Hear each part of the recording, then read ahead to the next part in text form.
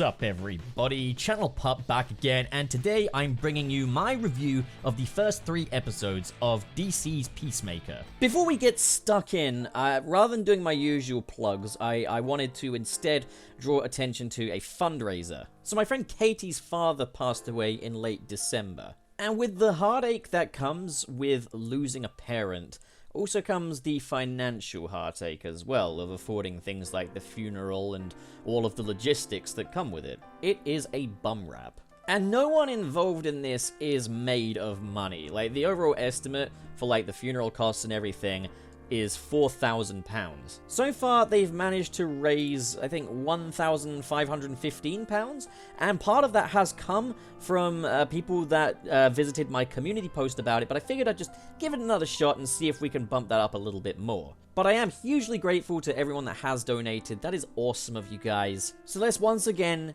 come together and help out. I'm really proud of everything this community does, really, so let's keep it going.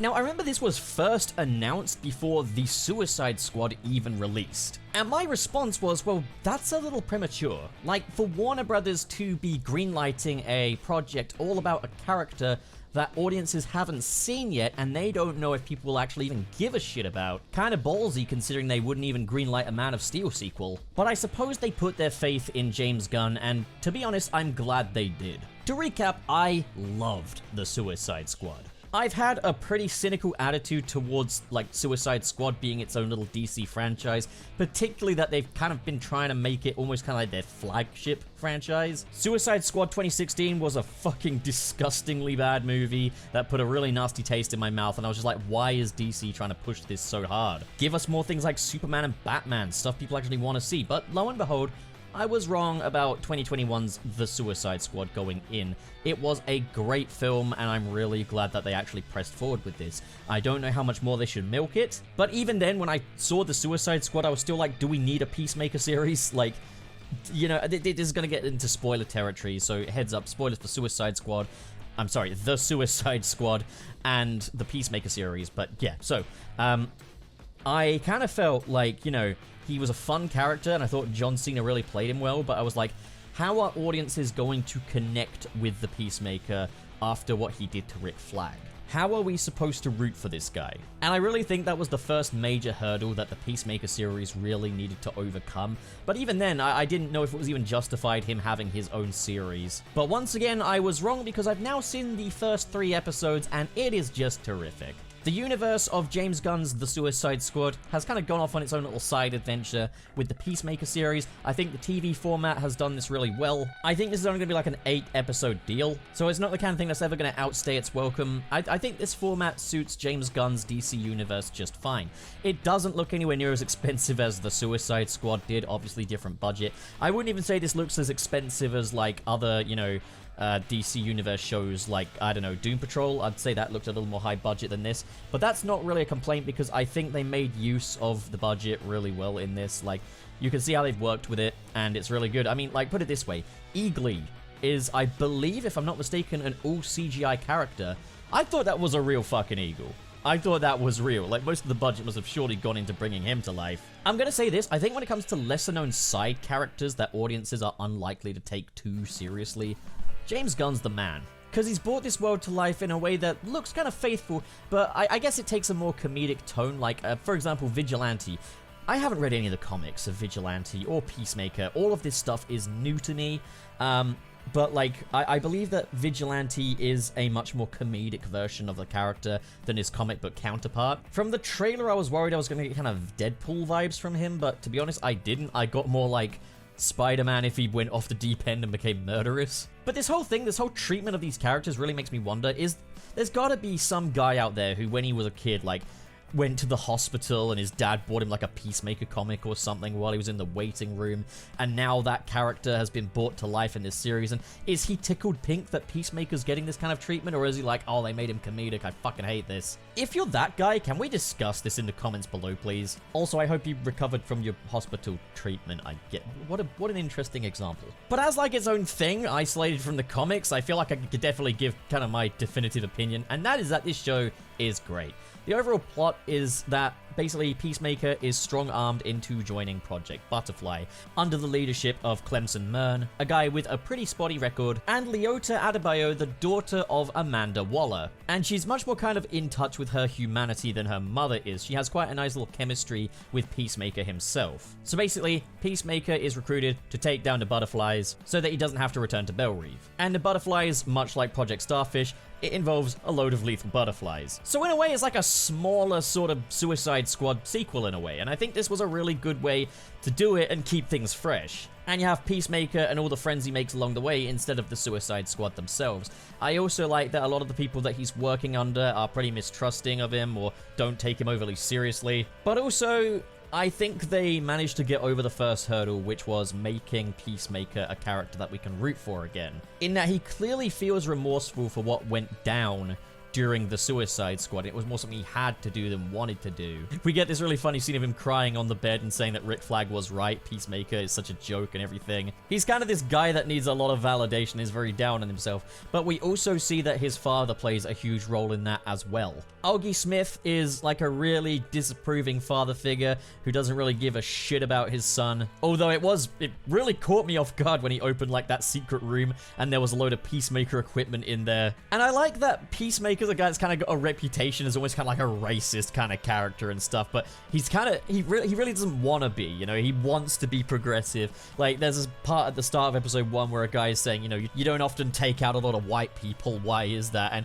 he kind of takes it on board. He's like, okay, I guess I'll kill more white people then. The real racist is, like, his father, who's kind of shown to just kind of seem like a casual racist until the end of episode 3, where it's revealed that he is the head of the White Dragon, a white supremacist group. So while the plot is clearly thickening with Project Butterfly, at the same time, the whole White Dragon thing is another can of worms in itself. And it's a really entertaining story with really great characters. I think one of my favorites is Vigilante. I love the whole thing. He seems like this chill, almost kind of Spider-Man-like character, but he's the kind of guy that would murder a person for smoking weed. That's hilarious to me. But at the same time, I felt so bad for him when he was kind of being interrogated by the Project Butterfly people, and Chris wasn't actually talking, he wasn't saying anything, and they were just like, okay, well, we'll cut off Vigilante's toes then. He's like, I don't care, like, do it. And Vigilante's just like, why are they torturing me and not you? I thought that was hilarious. I thought it was hilarious when they unmasked him and he kept making weird head movements so that no one would ever recognize him or get like a grasp on what his face looks like.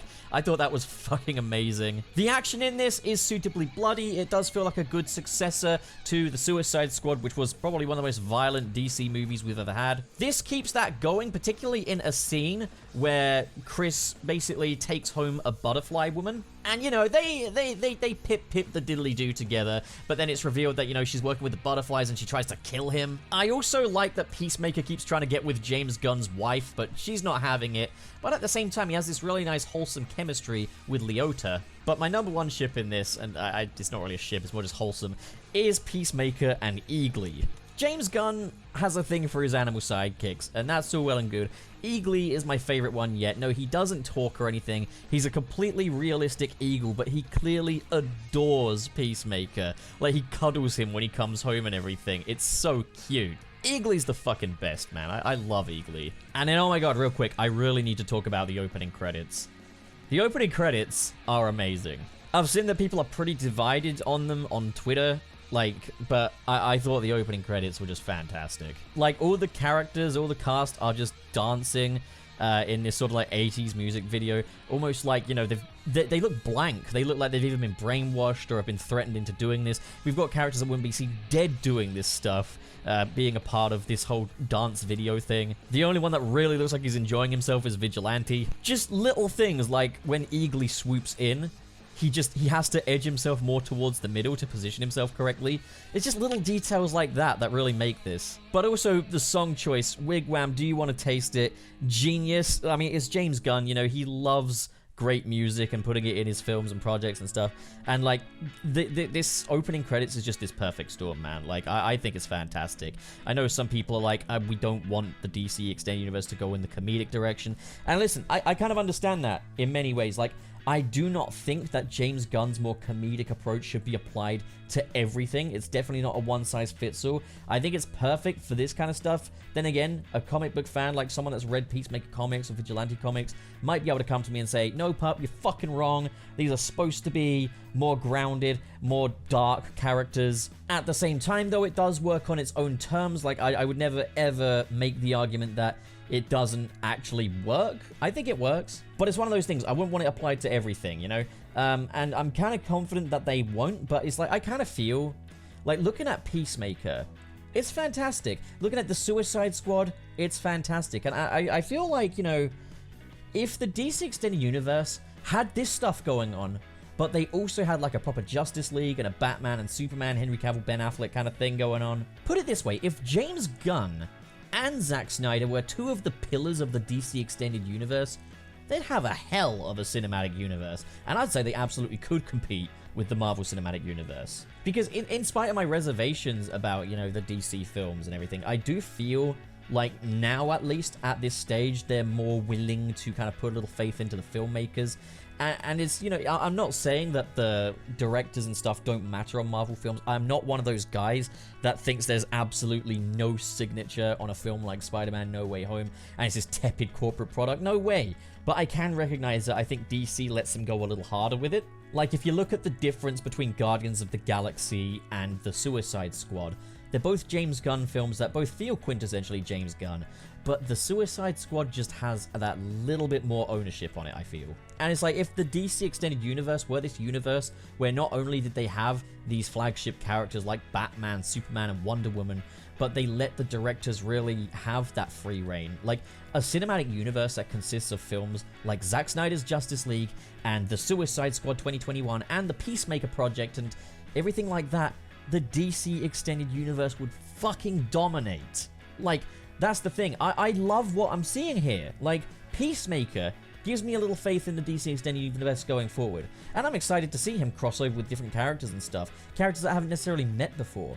But it's just, it feels like we're getting half of the product here. And it's like, it's a good half. It's a damn good half. I'm not saying it saves the DC Extended Universe. It definitely shows that quality's on the agenda here. But it's like, Warner Brothers, you can have both. Don't ever get me mistaken, okay? I am not the kind of Restore the Snyderverse fan that believes the rest of the DC Extended Universe needs to fuck off. No. Keep making films like The Flash and Batgirl and Birds of Prey and the Suicide Squad, and do the Batman universe separately as well. But, like, restore the Snyderverse along with it. There's room enough. It's a big universe, you know? It's a big multiverse, even. That's kind of what they're pushing lately. So yeah, overall, Peacemaker proves that there is still a case to be made for live-action DC projects in this universe. It did get me interested in a character that I otherwise wouldn't necessarily be interested in, and it shows that when it comes to this side of DC, James Gunn is the man for the job. James Mann is the gun for the job. Can you imagine? So overall, so far, I'm loving it. I look forward to the next episode, which I think is coming tonight, if I'm not mistaken. So yeah, tune in next time for more. Peace! So what do you guys think? If you enjoyed this video and you want to support more like it, be sure to hit that big, beautiful subscribe button. And of course, in the description below are links to different social media feeds, including the Patreon. If you're feeling extra generous, like the following people, who are JK Strife, Marcus Ward, Sirius the Skeptic, Biotinarts, Mr. SP, David 20 Covers, Sergio, George is Lost, Legendary Ray Ray, Cheesemaster769, Adam Myers, and Fayalan Schwarzentrau. Thank you guys, you are the best of the best, but as for the rest of you, thank you so much for watching, guys, and have a great day.